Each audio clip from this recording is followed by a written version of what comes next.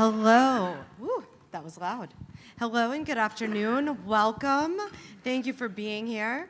I wanted to follow up a little bit on Randy's remarks because something that he said, it really struck a chord in me. It's this realization that all of the stuff we read about in the news every day, and we sort of hang our heads and say, like, "Oy, Gewalt," like, what more could happen, has these elements of connectivity.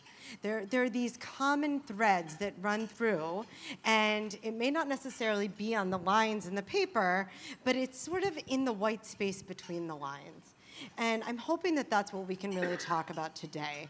I think for a lot of folks in this room, they started to see some of this when we realized that the same weapons that were killing Ukrainians by Russian hands were then being aimed at Israelis through Iranian proxies, Hezbollah and Hamas. That was a big eye-opening experience. And so these are sort of the themes that we want to go through. Richard, I do want to start with you because in Randy's introduction and in the way this session was described, it seems as though there are sort of a multitude of bad actors that we could throw into this pot. But in a recent article that you wrote in Foreign Affairs, you look at specifically which bad actors are cooperating, colluding, maligning themselves against us.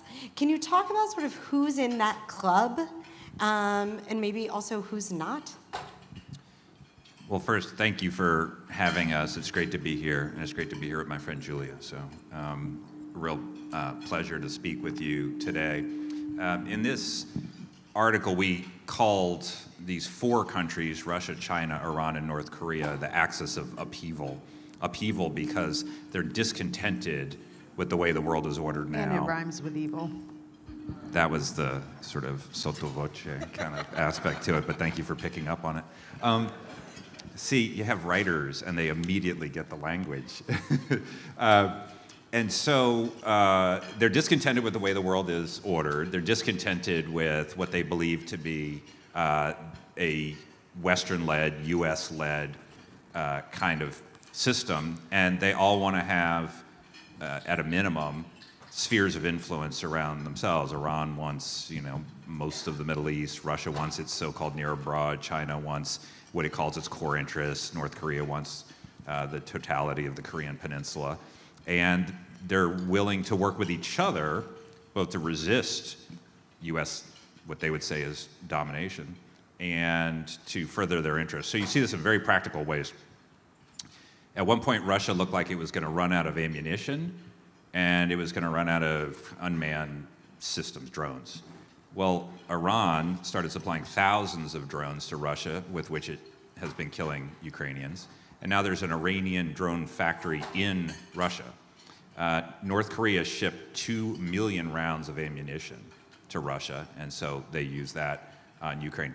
At the beginning of the war, all of the Western sanctions went into place, and Russia suddenly was out of parts for its weapon systems, its surveillance systems, things like that. Well, who filled in the blank? Mostly China, which provides these inputs there.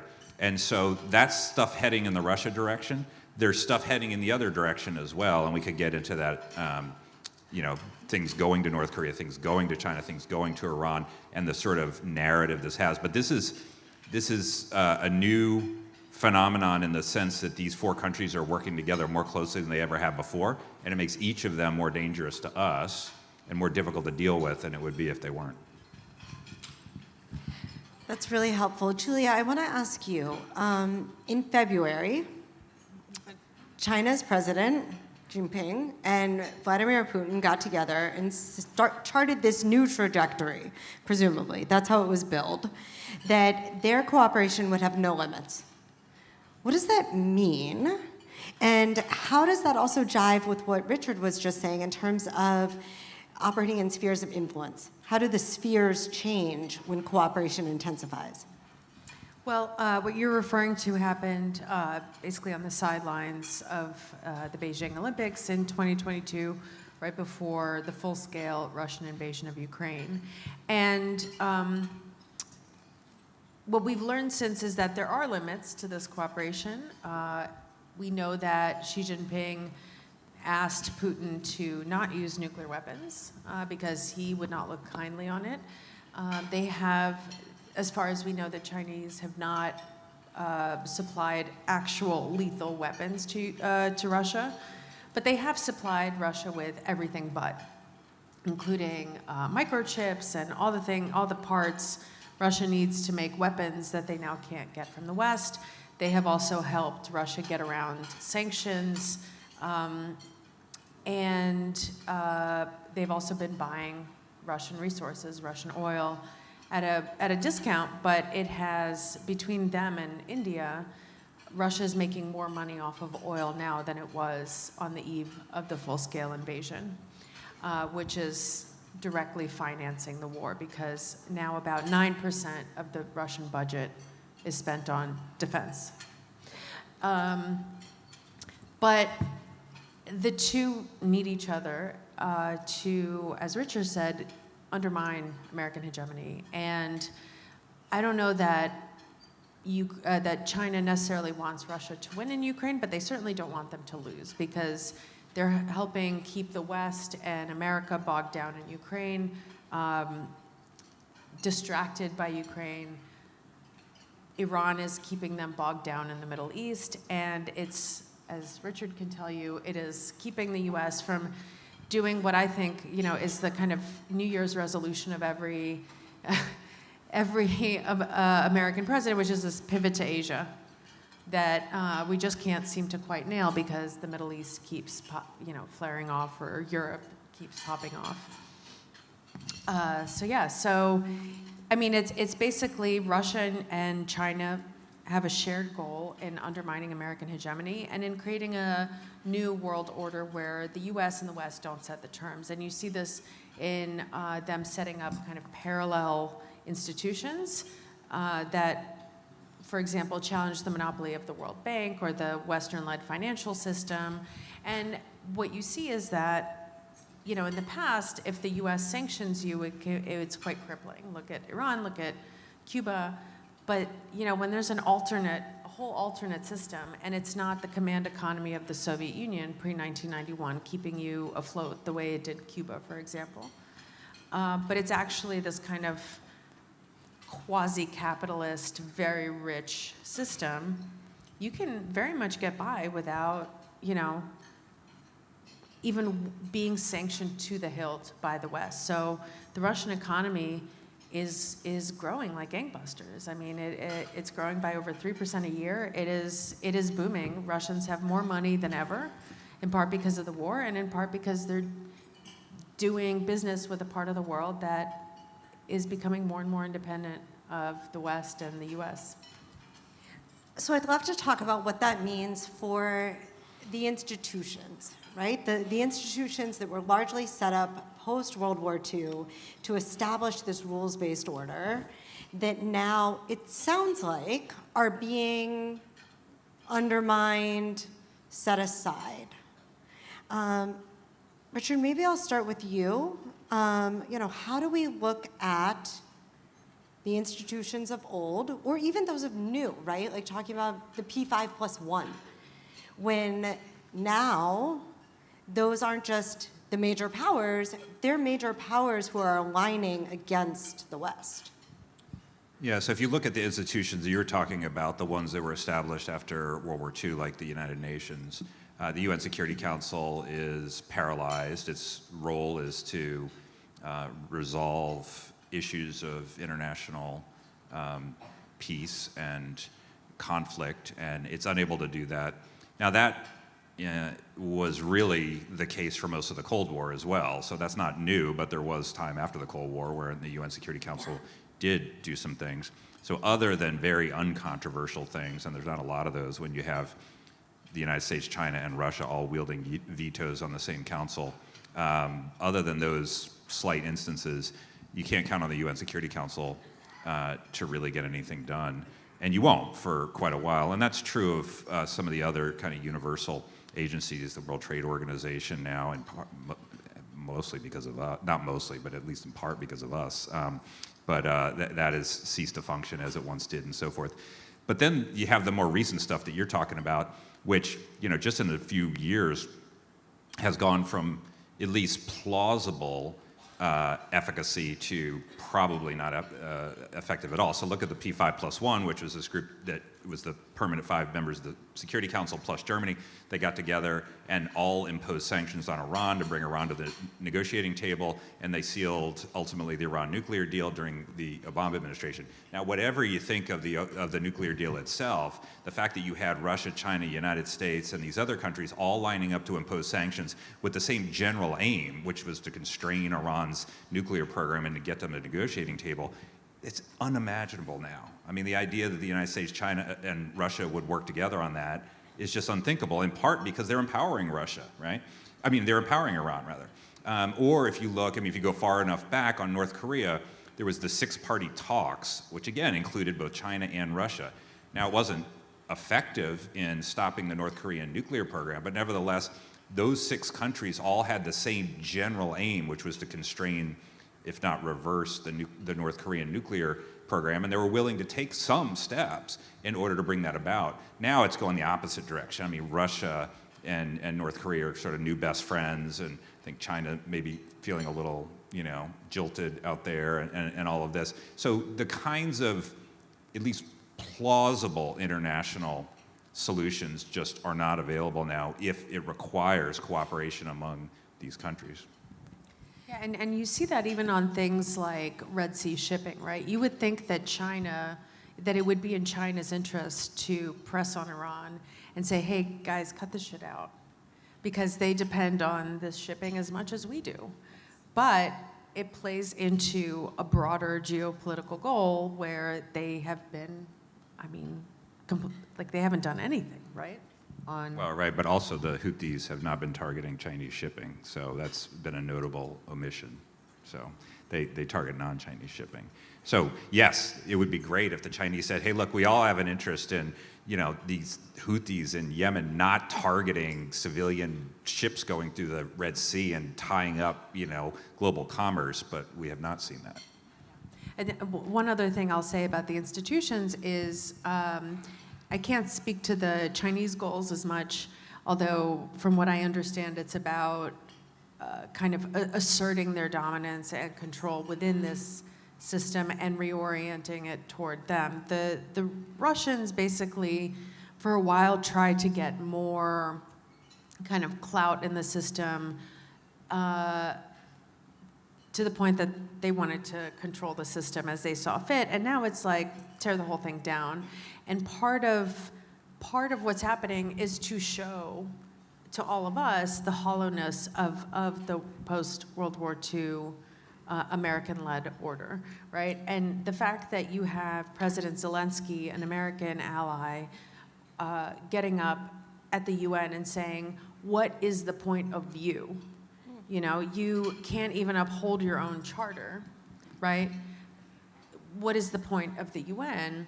I mean, I think he's right, but it also does serve Putin's goals a little bit to kind of show how hollow the UN is, how hollow NATO is. And I think, for all of the talk that Russia might invade or Putin might invade a NATO country next, I think the goal wouldn't be necessarily, if he were to do that, though I don't think he will, if he were to do that, I think it wouldn't be because he wants to take over Estonia or Poland.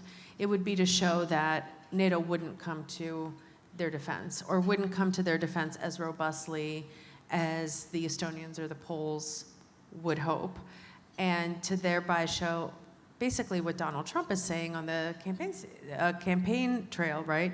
That it's all about money, and American alliances don't mean anything, that being allied with Russia or China is much more safe and secure, and that they're men of their words in a way that the U.S. isn't. The U.S., just wait another 2 years till another election and everything will change, and your alliance with the U.S. means nothing. So this kind of demonstrative policy of showing not us necessarily, but everybody around the world, that our promises don't mean anything, that our alliances don't mean anything, that our institutions are hollow, is part of the goal. It's a dangerous gamble. You, forgive this terrible pun, you dropped a bit of a bomb on us when you spoke about the nuclear option and China sort of pushing back on Russia. Mm-hmm. How close was that possibility? And how strong was Putin's desire to at least let the world think that he was considering a nuclear option? So those are two different questions, and what I said was widely reported that... I really just wanted to say drop a bomb. Drop a bomb, okay. I was like, being me, I was like, oh God, did I drop another F-bomb already? Okay. Not yet. Much more dangerous than the nuclear bomb, by the way. We know that the Biden administration asked Modi and Xi Jinping to kind of convey their concerns to Putin, which they did, and said, guy, don't do this. And we know that in November of 2022, when the Russians were losing Kherson and retreating all across the front lines, that there were some maneuvers in Moscow that led the Biden administration to believe that Putin was closer than he had been to making good on his nuclear threat. Closer doesn't mean close.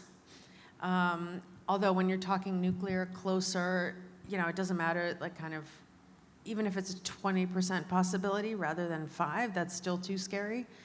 But I think a lot of it is what you said at the end of your question, which is having us believe that he would do it, and letting us kind of scare ourselves into not doing enough to help Ukraine win, and drawing these lines for Ukraine that don't exist for Russia. For example, attacking Russian formations on Russian soil, and then it was before that it was, are they going to attack Crimea? That was a red line. And for a while, it kind of seemed that the administration kind of was too scared that Ukraine would win, not that it was feasible, but that Ukraine might win on its own terms, which is claw back every inch of territory until they got to their 1991 borders, because that in and of itself would be a red line for Putin, and he might go nuclear. And I think it's a way also of psyching us.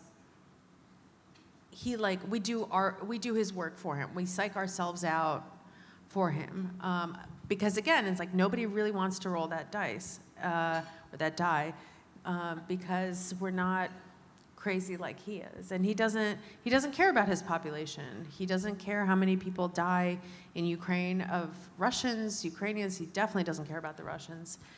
And if he wins and he stays in power, he doesn't care. But the Ukrainians care, we care. And again, a lot of it is more about what we think he'll do than what he'll actually do. Richard, how much of that posturing, particularly around proliferation, but maybe even more broadly, do you see also from like a North Korea or an Iran that either have the nuclear capability or desperately want it and are presumably quite close? And is there risk here, or is there just this kind of throwing weight around and trying to show heft, like political heft? Well, as Julia said, when you're talking about nuclear weapons, this is the quintessential low probability, high consequence event. So the chance, the probability that any country, North Korea or Russia, anybody else would actually use a nuclear weapon are very low because of what would ensue in the aftermath of that. But it's not zero because they have them, and it's human beings ultimately making these decisions. I could tell you a good story for why it would be foolish for Putin to use a tactical nuclear weapon in Ukraine because it wouldn't solve the problem that he has, or why the North Koreans wouldn't use a nuclear weapon because they would be destroyed within hours and so forth. But I could also tell you a good story about why it would be completely stupid to invade all of Ukraine and try to overthrow the government in Kyiv and think that you're going to put a puppet in place and then occupy the biggest country in Europe with a military of 120,000 Russian soldiers. But they did it anyway. So, that's why you have to be careful, and it's hard to parse what's possible from what's likely when it comes to these things. And of course, the countries in possession of these weapons, that's one of the reasons to have them. I mean, countries leave aside Russia because they've had nukes forever, and the United States and China. But a country like North Korea is never going to voluntarily give up its nuclear weapons because they saw what happens to countries like Iraq that didn't have nuclear weapons, or Libya that didn't have nuclear weapons, actually gave up its nuclear program, and other ones. Or Ukraine that gave up their military. Yeah, as opposed to the countries that have retained them.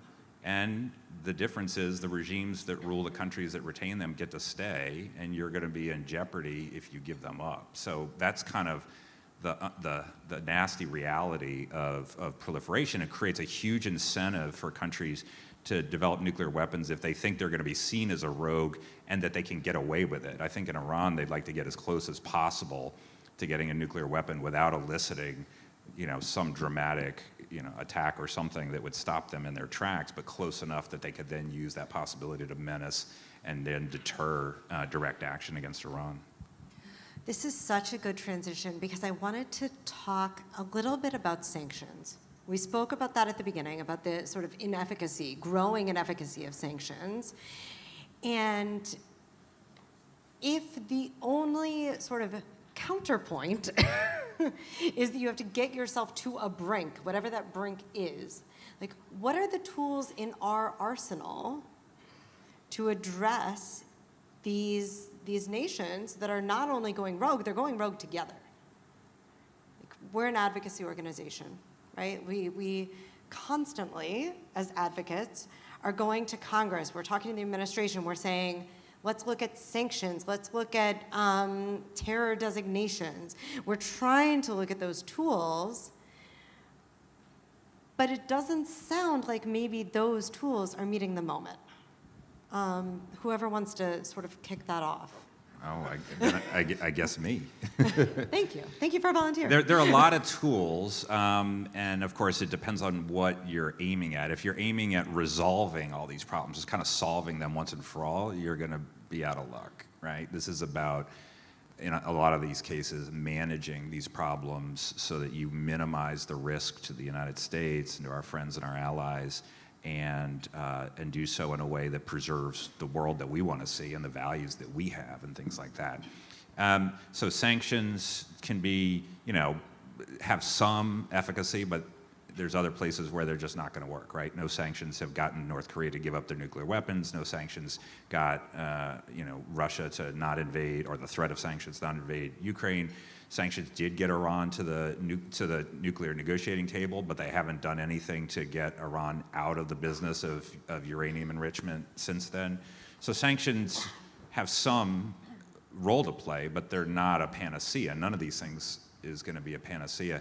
I think there's a couple of things that we do have to look at. One is our national security resources in general, and particularly on the defense side. I mean, if you look at our defense budget now, as a percentage of GDP, it's about where we were in 1999, which was the height of the peace dividend after the end of the Cold War, and it come way down. And obviously, there's a lot of trouble in the world that puts a big demand on the United States being there, not to fight wars, but to deter war from happening in the first place. We want to be able to have U.S. carriers off the coast of Israel in case Hezbollah thinks they can overrun Israel in the north, and the United States has to get involved. But we also want carriers, and we want military resources out in Asia, and we want to do all this without saying, well, the real answer to this is just cut off Ukraine because it's too expensive. We want to be able to do a lot of this at the same time. So that's one. And then, of course, I mean, it's sort of a statement of the obvious, but if you look at the four countries we've been talking about, Russia, China, Iran, North Korea, working together more closely, they've got a lot of capabilities. We've got a lot more when we work with our allies. I mean, who would you rather have, the G7 or Russia, China, Iran, and North Korea? Who would you rather have, NATO? Who would you rather have, our 5 treaty allies in Asia, including Japan, which soon will have the 3rd biggest defense budget in the world, which is kind of amazing, Australia and these other countries? the like-minded countries, almost all of which are democracies, working together more closely, being stronger themselves, and seeing these kinds of threats for what they are, that's going to be the way that we're ultimately able to manage these things. And on sanctions, on the Russia piece, I want to say that I think, and I wrote about this at the time, that even the threat of sanctions in the run-up to February 2022, excuse me, were in no way deterring Russia, because since 2014, each successive administration put in more and more and more sanctions on the Russians, which the Russians didn't quite understand, and were like, we don't know why they're rolling out this bit of sanctions now, or this tranche now, but not before, why they're sanctioning this guy but not that guy. And they came to see them essentially in the run-up to the full-scale invasion as overhead rather than deterrent.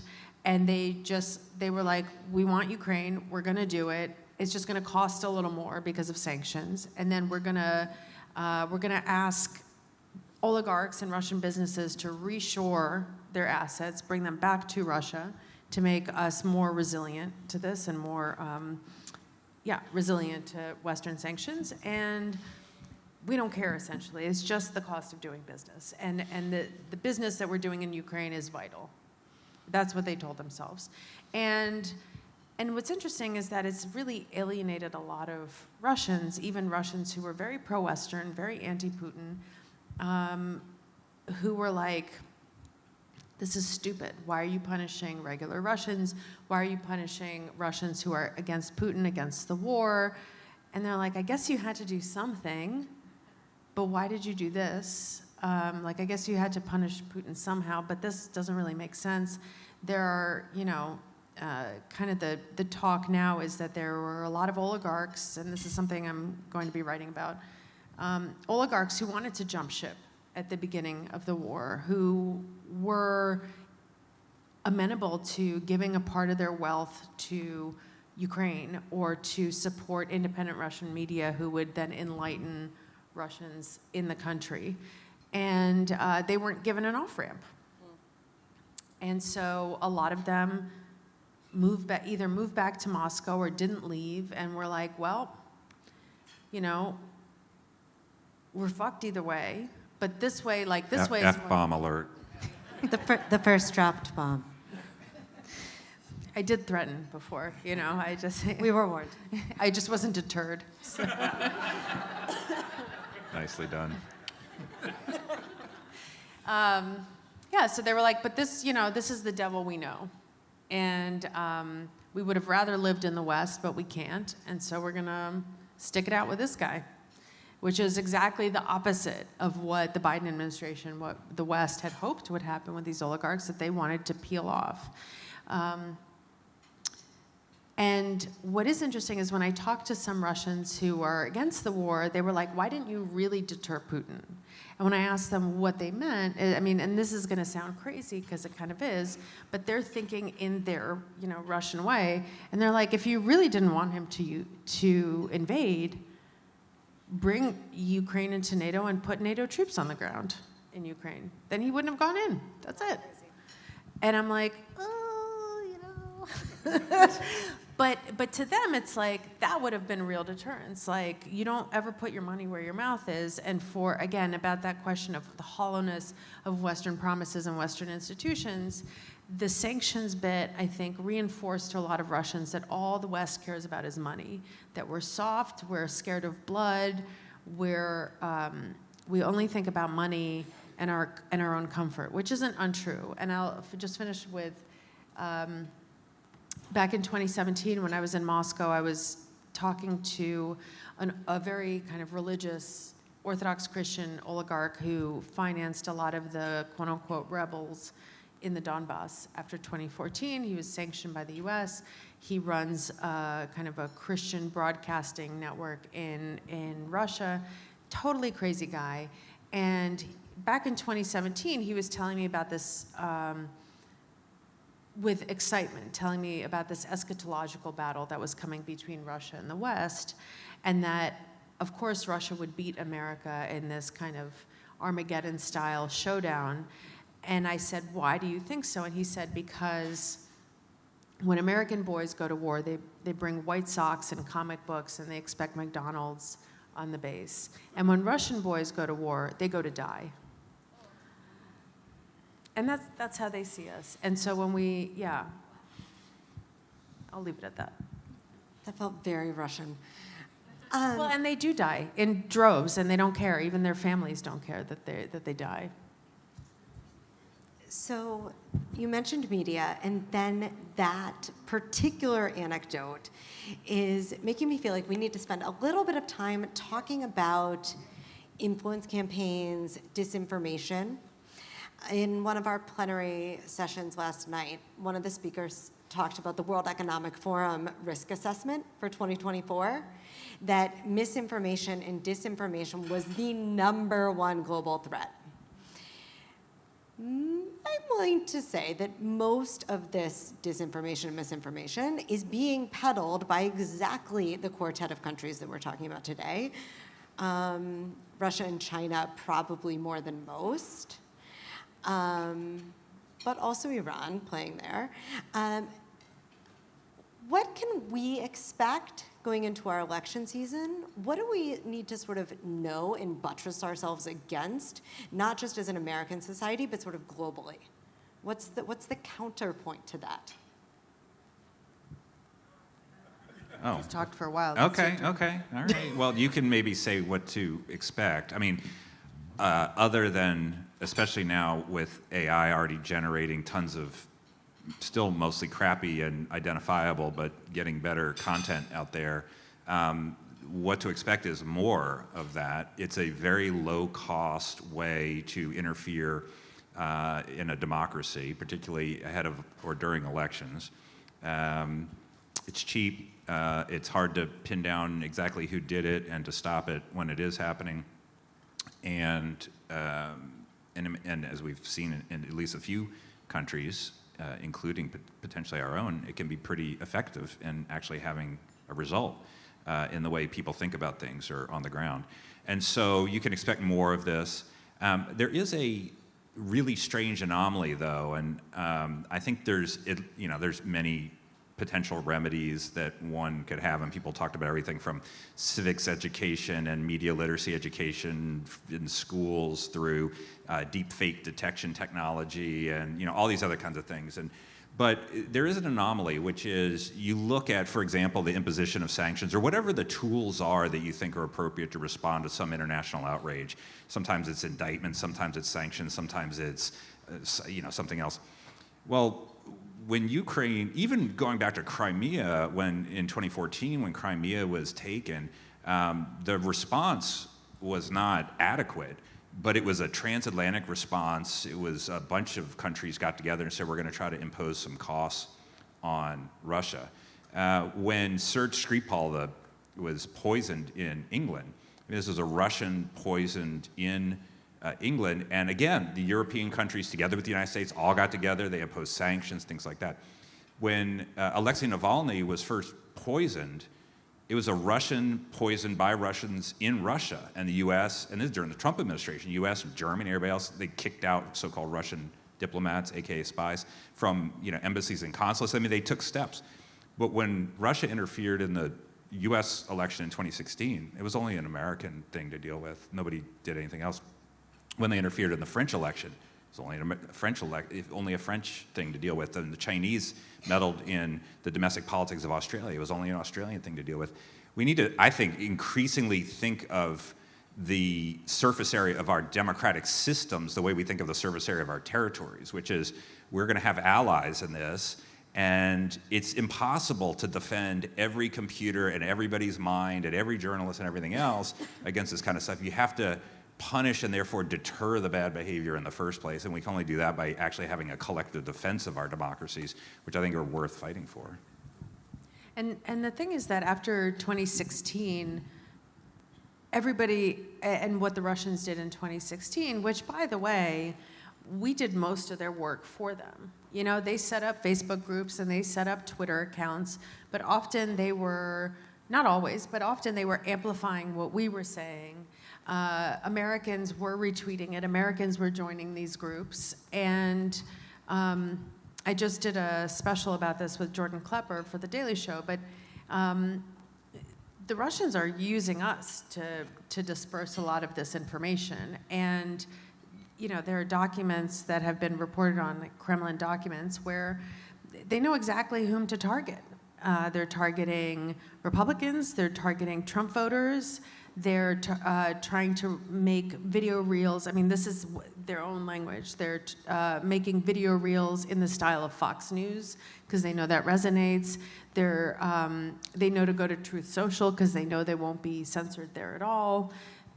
They're spreading the things that they hear us saying, they're just amplifying for us. And so it's not like we're just sitting here as kind of powerless victims. We're doing a lot of this work for them. And we domestically have a lot of misinformation spread by American actors.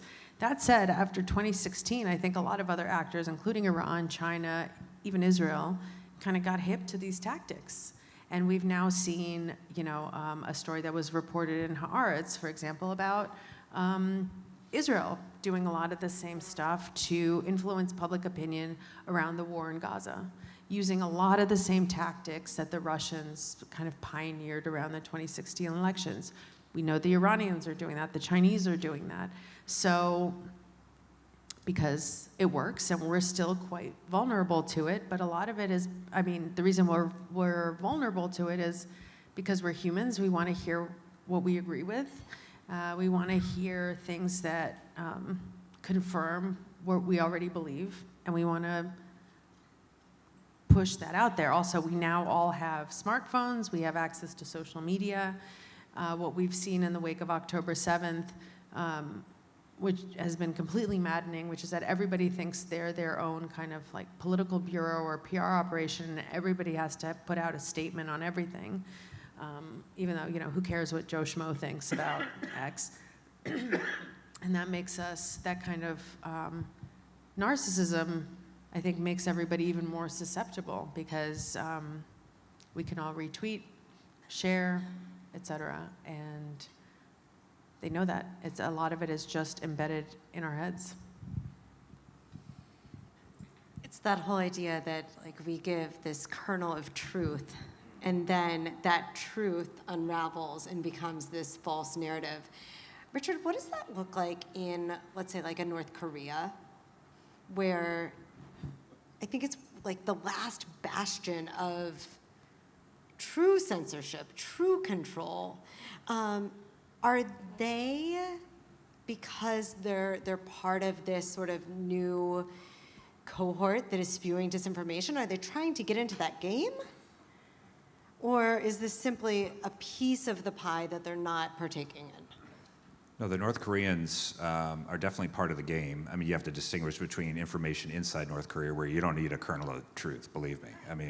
The talk is that, Kim Jong-il, forget Kim Jong-un, but Kim Jong-il was born on Mount Paktu under a double rainbow, and the birds began singing, and the first time he played a round of golf, he got 18 holes in one, and, That all happened to me too. Yeah, exactly. On and on and on and on. Wait, you're saying none of that is true? Last time I checked, heard it here first. I think it was only 17 holes in one. Yes, they have perfected the totalitarian information-controlled state where, they don't have the internet, you can't have cell phones, et cetera, et cetera, et cetera, et cetera, et cetera. So inside North Korea, it's basically a country of prisoners in that sense, and that are have access only to information, with the exception of the elite in Pyongyang that have some privileges. But yes, as a public, they want to be in the same line of work, which is, if you're sitting there in Pyongyang and you don't like what the United States is doing, well, what is available to you? Well, one is ransomware. So, you go lock up somebody's computers and then you can get Bitcoin and you actually make some money, so they do that. The other is things like they did with the Sony hack after, the movie about, the dictator came out and they put all that stuff out there. So they hack. A lot of this stuff is done through cyber means because that's the most effective way they can do this, and that includes putting disinformation out there. And to Julia's point, it's not just whether it's North Koreans or Iranians or Russians or whoever, sort of sitting at their computers and sort of coming up with something out of the blue. There is sometimes that. But they also look for, actors that are on one extreme or the other, and they don't care which extreme. Tucker Carlson. And try to amplify what they say or mirror what they say. So through bots or fake accounts that actually are nobody, but they're in some sort of ideological frame that already exists in our country, right? So you put all of that together, and their sort of notion ultimately is a more divided America is going to be less able to generate national solutions to things, and therefore less of a threat to them. And they're right about that. So if you need yet another reason to not be as divided and politically dysfunctional as we are, that's one. Again, we're doing their work for them. Well, when you have members of Congress reciting bits of Russian propaganda on the floor of Congress, this is like the Ukrainian yacht story, right? Where you have Republican members of Congress saying in Congress, on TV, on the most watched network in America, that why should we send aid to Ukraine when Zelensky siphons off the aid and buys himself luxury yachts?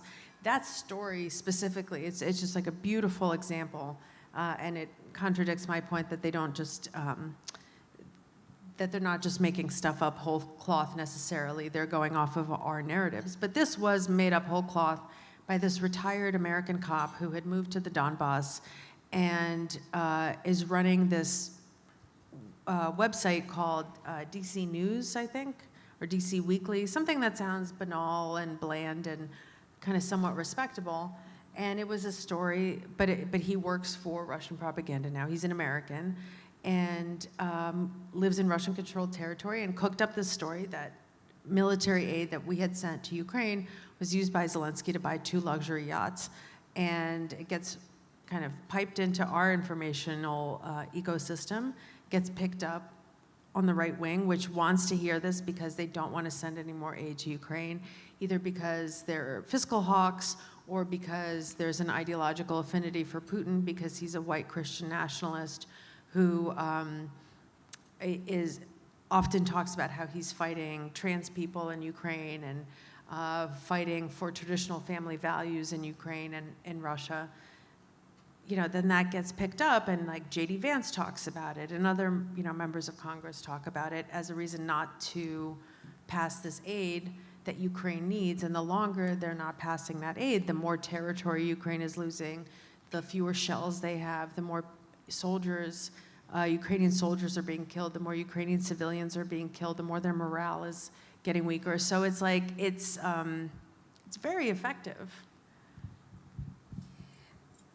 We're going to go to audience questions in just a moment. So if you have them, prepare them. You can start looking for the mic runners who are stationed around on either side. Amazing. Thank you so much.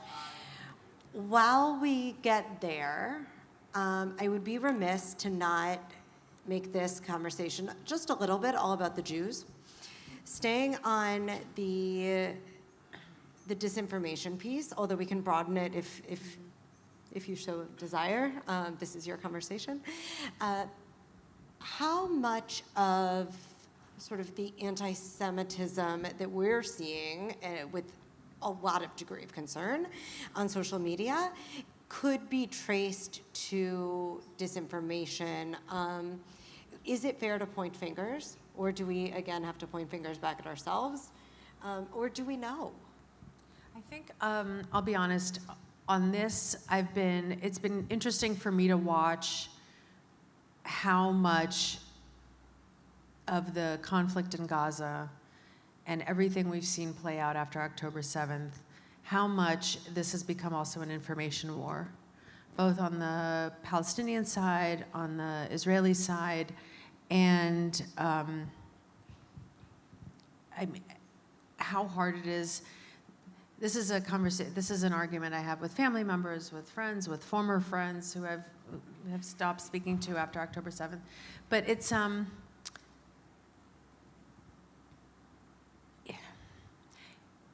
I hear a lot of complaints about the media. You never see the media say this. You never hear the media do that.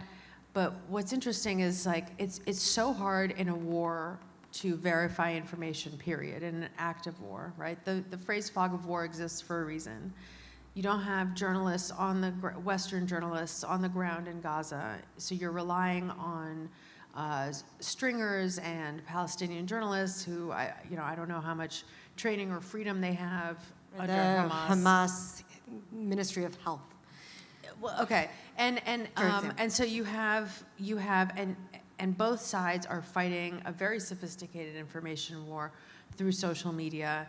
It's sometimes aided by the Chinese via TikTok. We know that there are like far more pro-Palestinian posts on TikTok. Is that because the Chinese-owned company is pushing a certain kind of narrative through an algorithm? Is that because there's more young people who are on TikTok and they're more kind of their sympathies lie more with the Palestinian camp? Is it a mix of both? The interesting story that we saw, the Osama bin Laden's letter, I don't know if you guys caught this, the Osama bin Laden's letter to America started trending on TikTok. And you had a lot of kind of Gen Z and older, like people of my generation, reading this letter and saying, oh my God, the wool has been pulled from my eyes and I can't stop crying. Everything I've been told is a lie. Like, was that, some 19-year-old in Omaha discovering, going to the Guardian website and digging up Osama bin Laden's letter? Was that, a Chinese operative doing that? It's so hard to parse, and I've seen the amount of stuff just coming my way in my personal life from family members who are very far to the right on Israel, friends who are very far to the left on the issue as well, and the amount of stuff they send me that they share with me through social media that is like, and when you tell them like, just hold on, that sounds a little too good to be true for your side. Why don't you just like give it a beat, give it a couple beats? Like, for example, yesterday when the 4 hostages were freed, and there was the rumor going around that one of them was being held by an Al Jazeera journalist, right? And a lot of people sent that to me who were like, see, blah, blah, blah. Well, it turns out, then Israeli media reported that wasn't quite true, that he had contributed a couple pieces to Al Jazeera, but he was a Hamas, like a bona fide Hamas member. And so a lot of this, again, none of this, like, this seems to be true, too good to be true. I'm going to give it a couple beats, see if it's verified. People just run with it because it's such an emotional conflict. People want to be right. People want to be proven right. And they forget that it's not just a hot military war where there are very few reliable eyes neutral eyes on the ground who can verify this information, but also that both sides are actively waging a hot information war, where there's a very eager audience on both sides. And it's been, I don't know, it makes the thinking about it, talking about it, reading about it quite difficult to parse through the bullshit and to figure out what's actually happening. Thank you. Richard, anything you want to add before we hear from the folks? Well, the only thing I guess I would add is that, we started by talking about these 4 countries, and each of them discerns in the Israel-Hamas conflict some way to damage the United States from a narrative perspective, right? So, Russia has basically given up on having good ties anytime soon with Europe, the G7 countries, us, Japan, right? China is still sort of wobbling, but I think they're increasingly thinking that that's very difficult. North Korea and Iran were not always in that line of work anyway. So they think that the real area of countries, whether it is you want to win votes at the UN or you want to win, economic opportunities or whatever it is, in the so-called global south, right? So Africa, Latin America, Southeast Asia, places like that. Well, these are also places that have a strong sense of colonialism. And so they are trying to frame, Russia and China are trying to frame this as America supporting a colonial entity in Israel. Now, it's ludicrous on its face, and it's also ludicrous because the only colonial war going on in the world today is Russia's war to colonize Ukraine. So you would think people would just dismiss it, but of course, you would be wrong. And so, you know, it's becoming yet another sort of vector through which this, if you want to call it competition between, you know, us and our allies and our friends and those on the other side are engaged now. Thank you. Okay, mic runners. Perfect.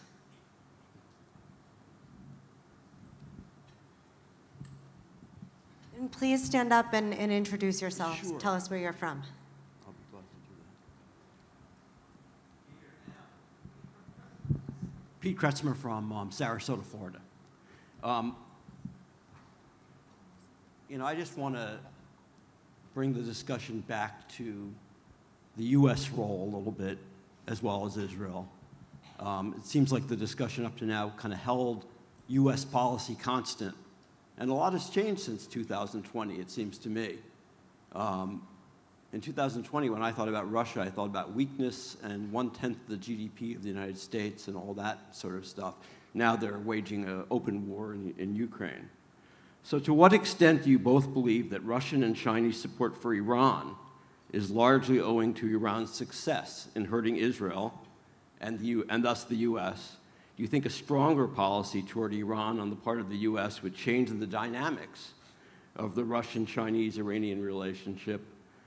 And to put it even more directly, if our government tolerates and even cozies up to the Iranian regime, what reason would the Russians and Chinese have for distancing themselves from that same Iranian regime? After all, they're being successful. So let's be real. What's the answer to that? Thank you. I missed the part where the U.S. was cozying up to Iran. I mean, I don't. You missed that? I can't think of an example of the U.S. cozying up to Iran.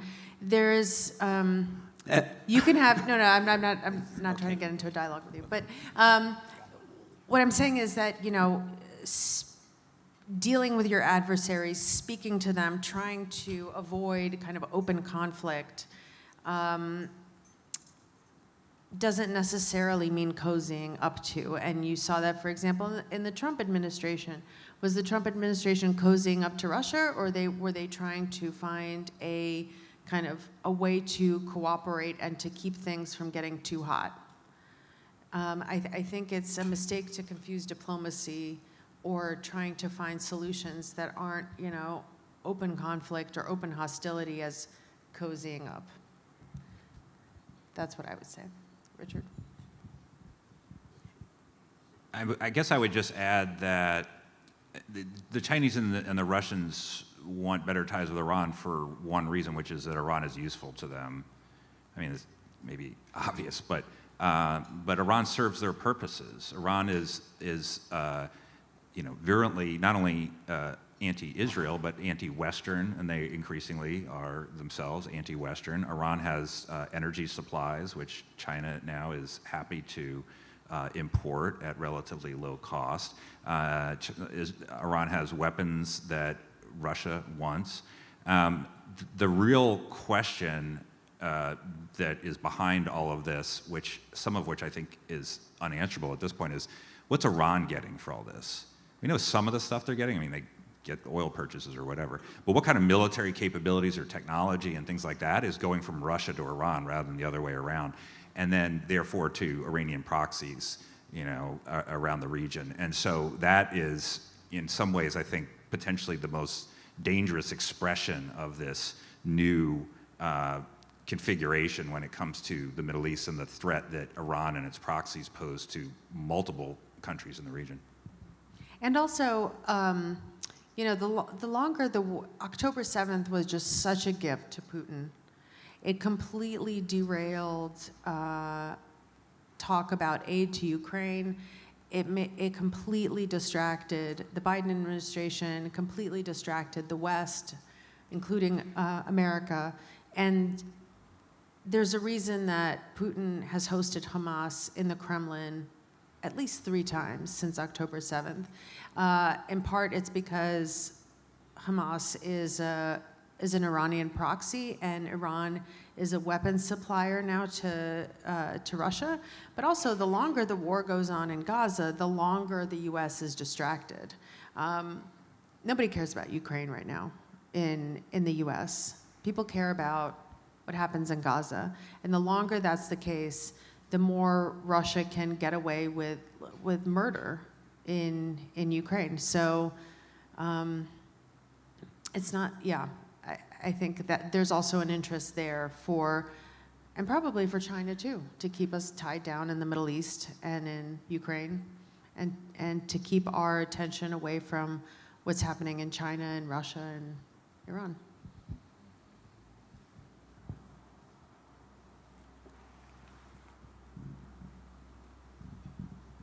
Lewinarski, Sarasota. Let me ask you 3 questions. Sarasota's strong in the House. Go Sarasota. Third largest contingent? Apparently. 3 questions. How effective is American popular media actually covering the world situation? And what publications do you, as knowledgeable professionals, recommend to an interested layman to get some kind of context and balanced coverage of what's going on in the larger world? And my last question is, Israel itself has relationships with the axis of evil that you've outlined. How effective is Israel's interactions with these countries as well? I'll start with the third and second question. The third question about Israel's relationship with the axis of upheaval. Well, Israel was left pretty much empty-handed after October 7th. Netanyahu smacked down anyone who suggested that Israel should send military aid to Ukraine or support Ukraine, which has a Jewish president and a Jewish prime minister, had for a while. Because Bibi was firmly in Putin's camp, because Putin let him bomb targets in Syria, Hezbollah targets in Syria that were kind of under Russian control, and Russia would turn a blind eye. And that to Bibi was more important than a conflict somewhere far away. And there was this notion that maybe Ukraine was run by neo-Nazis, and Ukraine did have this, and does have this ignoble past with anti-Semitism that anybody whose family has roots there knows about. And then October 7th happens, and Putin throws Bibi overboard, faster than you can count to 2. Because Hamas is aligned with Iran. Iran provides weapons that Russia desperately needs to fight Ukraine. Plus, Israel is America's oldest ally, and it becomes a very convenient way to, stick it to the U.S. If you stick it to Israel, you're sticking it to the U.S. And so, and it's a very easy way to pick up more votes in the global South, more allies in the global South by sticking it to Israel, which is seen in the global South as a white colonial power. You stick it to the U.S., which is obviously to them a white colonial power. And this is a game that Putin started at the beginning of the war in Ukraine, or the full-scale invasion of Ukraine, which is, it was ludicrous that it worked as well as it did, because while the Russian Black Sea Fleet was blockading Ukraine and Ukrainian grain exports and food oil exports that feed a lot of the global South, driving up food prices there, he was also saying that, look, this is a war against the global South, and the reason your prices are going up is because of the warmongering U.S. Because if they had just told Ukraine to roll over, we wouldn't be here. And so many people in the global South bought that, and now this was just yet another way for Putin to curry favor there and to stick it to the U.S. in one fell swoop. And Bibi got a whole lot of nothing. for all that he put into that relationship.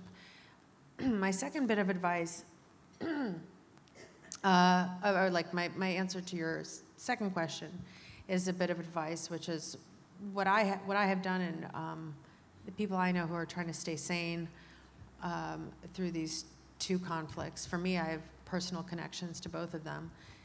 Is to stick to kind of straight news rather than takes and opinions. So I personally, I've subscribed to Haaretz, the English edition. My Hebrew is not good enough to read the original, but they have,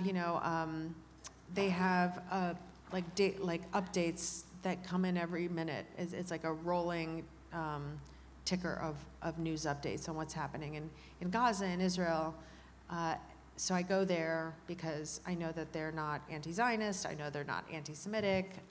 They also see Palestinians as human beings that deserve dignity and self-determination. And I find that to be a really good source of just kind of news. For news about, I can give you other sources, but those are the kind of the primary ones I go to. And then on Russia, Ukraine, I go to Meduza with a Z.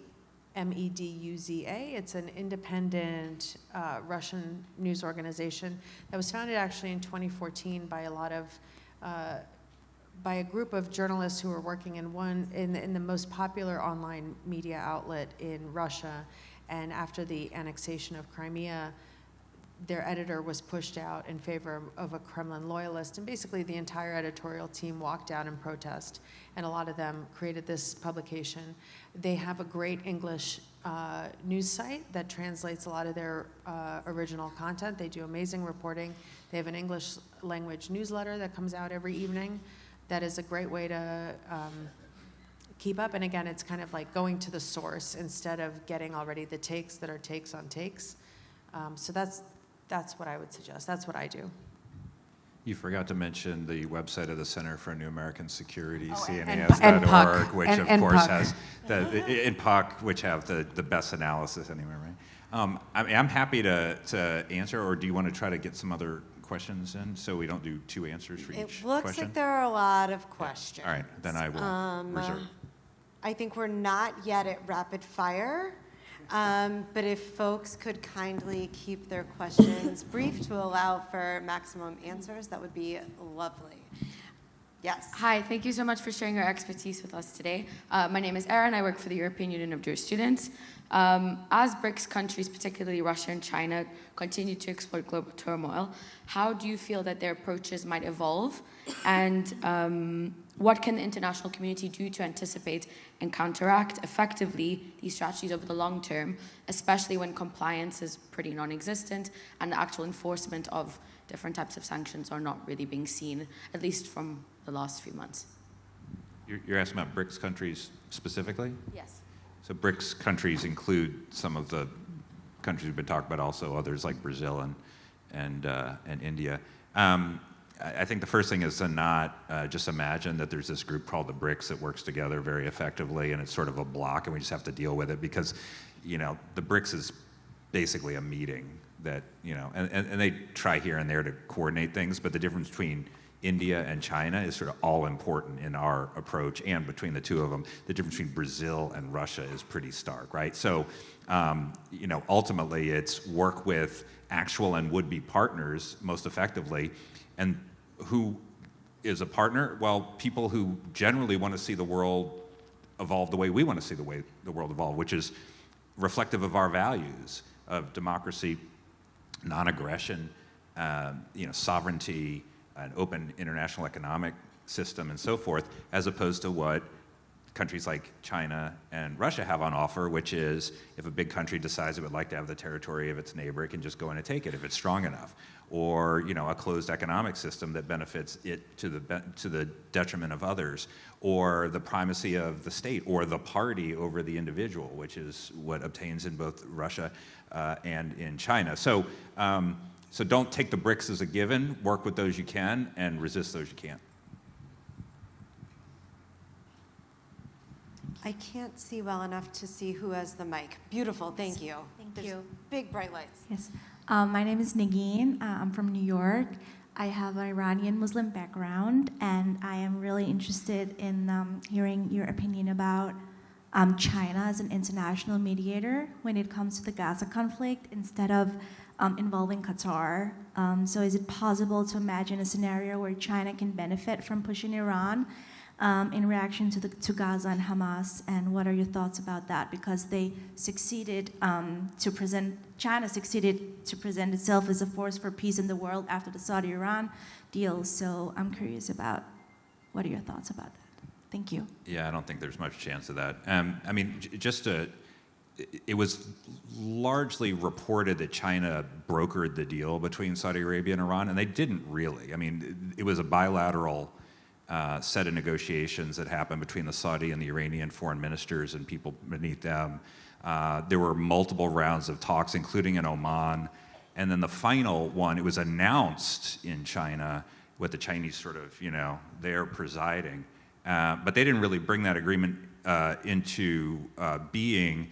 And the major reason why it was that China, as opposed to anywhere else, is one, that was one of the countries where both Iran and Saudi Arabia could actually go and do meetings. I mean, they couldn't do that in the United States, for sure. And then the other is the Saudis were trying to play the China card with the U.S. at the time by saying, see, we want this close relationship with you with, a security guarantee and, all these other things. And if we don't get it, we've got other options. We're not just, we're not just linked to you forever, and China is a new option, so we're going to sort of demonstrate that.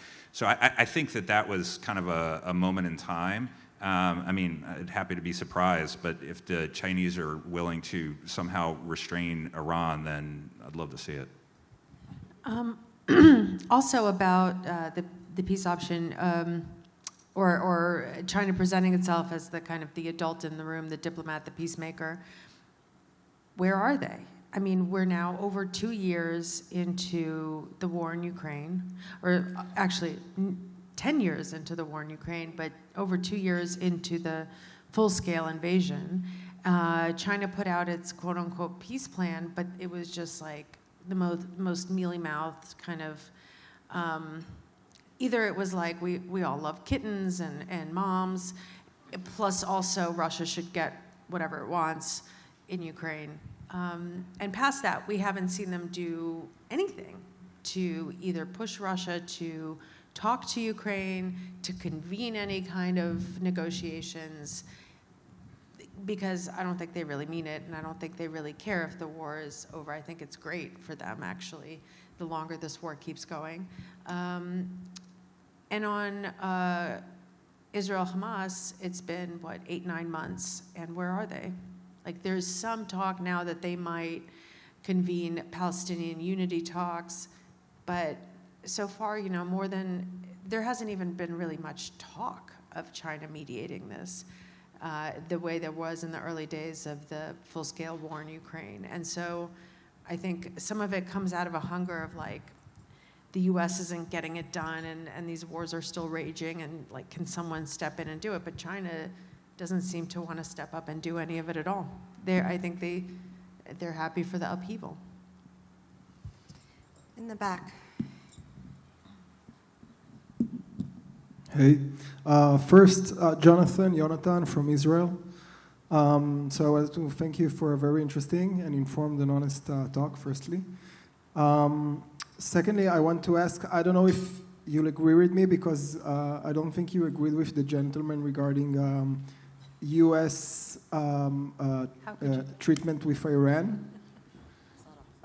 So I wanted to ask, on one hand, what we call the head of the snake, right, Iran, in the Middle East, that is threatening U.S. interests in the region, is getting stronger.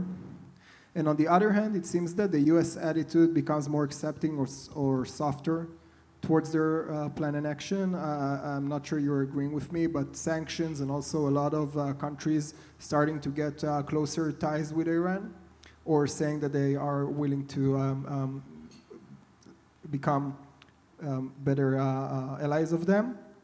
And how do you feel this influences the U.S. grip and its allies in the Middle East that are watching it closely? I think the current administration, I don't think, is enforcing the Iran sanctions certainly the way that they were once enforced. And so I think that is a problem. And then, there are obvious steps that the U.S. has taken with respect to Iranian proxies, including, we were talking before about the Houthis in Yemen being bombed by really an international coalition, but by the United States. They're an Iranian proxy.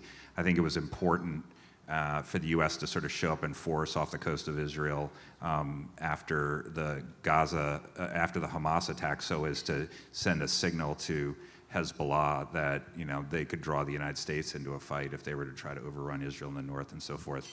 The bigger problem is that no one's got a great solution to Iran as Iran. We would like to see a different regime there. We'd like to see one that's much more moderate. How one would actually accomplish any of those things is sort of hard to say. It's been around since 1979 and doesn't appear to be going anywhere anytime soon. Over the years, we've tried diplomacy with Iran. We've tried attacking their proxies. We've tried going into Iran itself, all kinds of different things. Resisting the worst expressions of their hostility toward Israel and the United States, I think, is the key. And so that's sort of across the board. That has a military component. It has a espionage and intelligence component. It has a sanctions component, which I think could be better sort of enforced. But I don't know that there's a solution to that problem in the near term, rather than ways to try to constrain them and push back on them as vigorously as possible. I think we have time for about 2 more questions. Yes. Hi, I'm Victoria from Houston. Switching gears just a little bit, you talked about information gathering and dissemination standards. So it used to be you had policy houses, you had correspondence, and within that you had fact finding and reporting and opinion. A lot of that has converged, and sometimes when you see an opinion piece that is quoting an awful lot of facts, and you'll see some commentary saying those facts don't seem correct, then the answer sometimes is, well, it's an opinion piece, so the facts don't matter. And so we're sort of converging on this information, different milestones along the way of what it really is. How do you see that working, and what can we do perhaps as consumers of information to help sort of get us back into, let's call everyone what they really are doing, as opposed to what they might like to be doing in our new information age? It's really hard, in part because there are fewer kind of traditional media outlets as local papers die. Even national papers like the Washington Post are foundering. And there's more, on one hand, more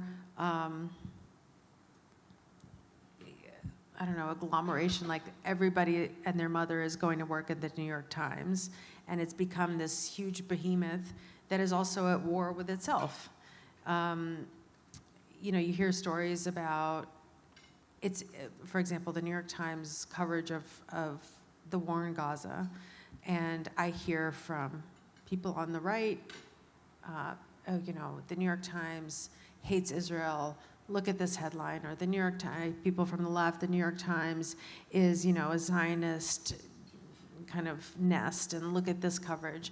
When actually what's happening is that you have a newsroom, like a Middle East desk that's at war with itself, and there are people who report the facts who think the paper's not being hard enough on Israel, and people who report the facts who think it's not being hard enough on Hamas, and you have people who work in the newsroom whose children served in the IDF, and people who have relatives on the other side, and then you have support staff that are also weighing in, who are not actually contributing to the coverage and don't really understand what journalism is and want the paper to take a more activist stance. And you're seeing that everywhere, right? And then on top of that, you have the information war going on. And then on top of that, you have Americans increasingly siloed into these like little information silos, and they're getting their information, especially the younger they are, they're getting their information not from the New York Times or Haaretz or Meduza or whatever. They're getting it from TikTok and Instagram and Facebook. and they're choosing their sources of information based on their political tribe, right? And they only want information that makes them feel good and makes them feel that their side is the right side. You see that in domestic American politics. You see that in terms of how we consume information about the Israel-Hamas war. And, and you see there was a funny meme that my colleague posted where it was, two superheroes, and one of them is boomers getting their disinformation from Facebook, and then it was Gen Z getting their disinformation from TikTok. And that's very hard to fight. And what you're seeing, you see real political impact from that. So, for example, we had PUC commissioned a study, and we got a bunch of questions in there about a poll, and we got a bunch of questions in there about the campus protests on Israel, on anti-Semitism on campus, anti-Semitism in America, and there was a lot of very interesting data that we got in there, but this real stunner was that 55% of 18 to 34-year-olds thought Donald Trump would be better at handling anti-Semitism after everything that we saw, right? And 55%, right? And so, or you're seeing, for example, that young people with with student debt think that Joe Biden has done nothing to forgive student debt, because they're sitting in these little silos, and the people who are either collecting information or people who are trying to get information out, either because they're political operatives or they're journalists, just can't reach them because they're not meeting them where they are, but where they are is just super fragmented and scattered. That's why, my advice is the same as it was to this gentleman here. Go to the, skip the opinion pieces and go to the kind of the news, the kind of, here's what happened today, here's what happened an hour ago, we're not sure if it's true, oh, we just confirmed it. Look at the kind of the hard news. But it's hard to do, and honestly, I spend hours a day just reading to keep up with what happened in Gaza, with what happened in Ukraine today, with what happened in Washington today, and then the day is gone, and I don't, it's like it's a full-time job to do that, and people have other full-time jobs that are not that. So, and we're just swimming in it, in content and information, and content posing as information. It's very hard. Skip the opinion, except for the op-ed I have today in the Washington Post, which can be the one, if you make one exception. Will you allow that? Absolutely. Okay, so that's the one. I would trust Richard. You should read Richard. That's the one exception. Really quickly before we go to what will be our last question. Richard, you are so good at the plugs. I really appreciate that. Julia, do you want to talk for a second about PUC? Do you want to plug? Plug PUC? Uh-huh. You said it. Sure. Subscribe to PUC. We have a daily, we cover Hollywood, Silicon Valley, and fashion, sports, art now, and Washington. We have a daily politics newsletter called The Best and the Brightest, which is, of course, tongue-in-cheek. I write the Tuesday version, which is about foreign policy and national security. I think I'm great, and I think you should subscribe. Okay. We have amazing people. You should follow and read both of them. Okay, I think there was a question over here. I can't see the microphone. Perfect. Yeah, my name is Al Ernst from Sarasota. I ask what I hope is a very hypothetical question. Assuming Iran figured out how to overcome the mistakes of April 13th and send 300 plus drones and missiles into Israel, at the same time Hezbollah comes in from the north, so that Israel's very existence is at issue. What is the likelihood, if any, that America would put any boots on the ground under a Biden administration or under a Trump administration? So what you described, of course, is the nightmare scenario, right? Even leaving out an Iranian attack where Israel, the IDF's tied up in the West Bank and in Gaza, and Hezbollah moves on the front, on the northern front. And we should remember that Hezbollah's military capabilities are very significant. I mean, much more than Hamas, as horrible as Hamas has been. If you think about American involvement in the war, as opposed to boots on the ground, meaning American soldiers, somewhere literally on the ground fighting, I think the chances are very high that the United States would join the war. I think that's the strong message that the U.S. was sending by stationing an entire carrier battle group right off the coast of Israel and then sending another one there. I mean, that's enough firepower to, intimidate most countries. And the president hasn't said publicly that the United States would join a war, but I think the chances would be likelier than not. If the alternative was to see Israel be overrun in the north, I think the United States would join the war. I guess the same thing under Donald Trump, but he's not the most predictable of decision makers. So I guess I feel less certain about that. I would also say that because of what happened on April 13th, because of what happened on October 7th, because of what could still happen in the future, I think is why you're seeing members of the kind of Israeli national security foreign policy establishment, such as it is, having been sidelined by the current government in Israel, is so worried about what Netanyahu and Ben-Gvir and Smotrich are doing to alienate the White House and to make Israel an increasingly bitter partisan issue in the U.S.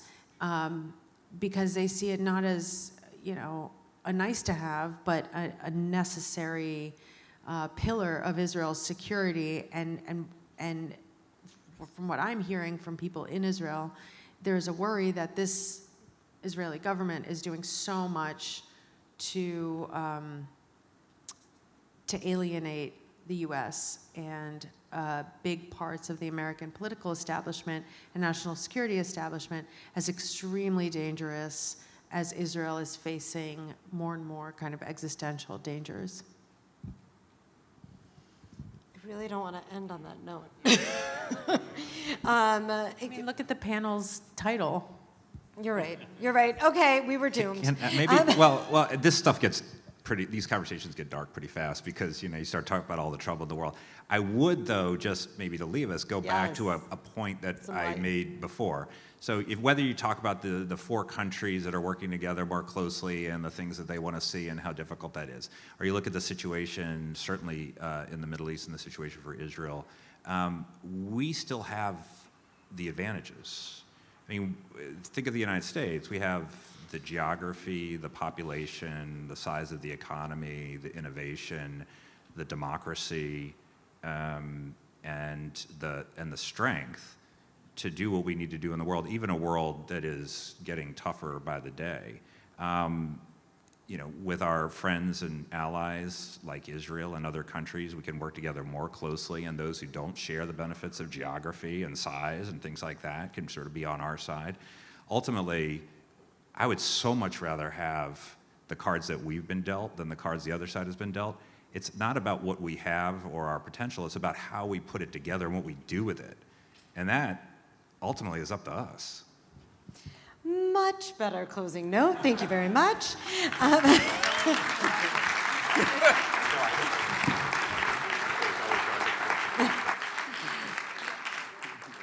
And a grateful audience. Thanks you. I think that one of the things that we've learned from this conversation is not just that there's a lot more than meets the eye in a lot of these conversations and in the news we read, but also that there is a mass of the American populace who is paying deep attention and wants to be armed with credible fact-based news. So while that wasn't the title or what we were talking about, it feels like another really important layer to this conversation. Because as we're going to go out with the hands that we're dealt, as you say, to be a part of these efforts to fight against the axis of upheaval, a lot of it does rely on the strength of democracy, the strength of civil society, and people like you all in this room, and people like you all who are driving the conversations. So many, many thanks. We appreciate you. AJC appreciates you. And we hope to see you again soon.